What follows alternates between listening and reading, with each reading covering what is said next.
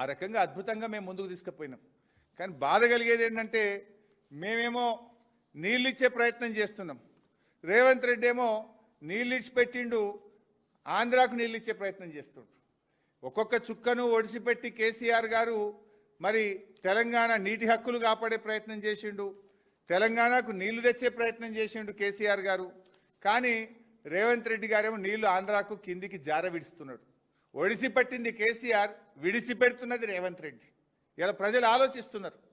గతంలో మిషన్ కాకతీయ చేయకముందు నీళ్లు కిందికి పోతుండే, కానీ కేసీఆర్ గారు మిషన్ కాకతీయ ప్రోగ్రాం ద్వారా చుక్క చుక్కను ఒడిసిపట్టిండు, తెలంగాణ ఆయకట్టు పెంచిండు. కానీ సోయి లేని రేవంత్ రెడ్డి గారు నీళ్లను జారవిడుస్తుండు, నల్లమల్ల సాగర్కు జెండా ఊపుతున్నాడు.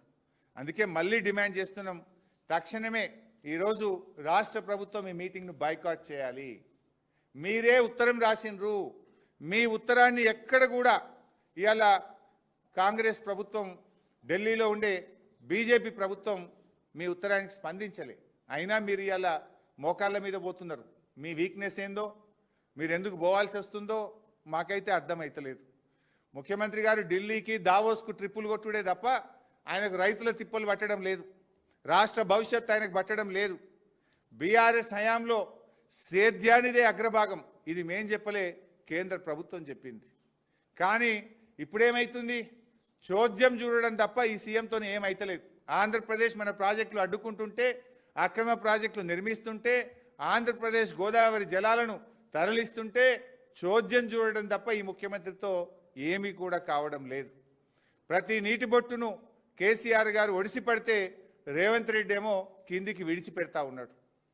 ఇప్పటికైనా సోయి తెచ్చుకోండి, రాష్ట్ర ప్రయోజనాలు కాపాడండి, ఇవాళ మీటింగ్ను బహిష్కరించాలని చెప్పి రాష్ట్ర హక్కులు కాపాడాలని బీఆర్ఎస్ డిమాండ్ చేస్తుంది.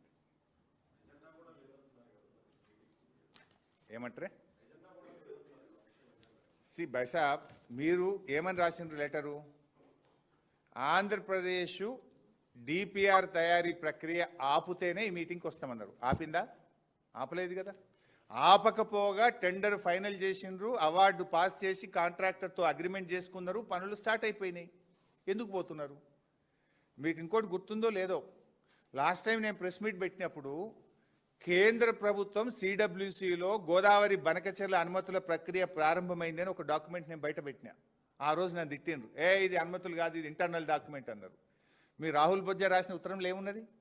అనుమతుల ప్రక్రియ జరుగుతుంది, దాని వెంటనే ఆపండి, ఆపితేనే మీటింగ్కి వస్తాము అన్నారు. నేను చెప్పింది నిజమైంది కదా. మేము బయట పెడితేనే కదా మీ కళ్ళు తెరిచింది, మీకు అది తెలియని కూడా తెలియదు.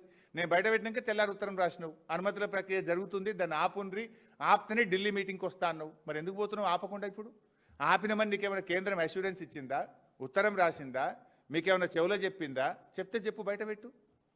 Thank you.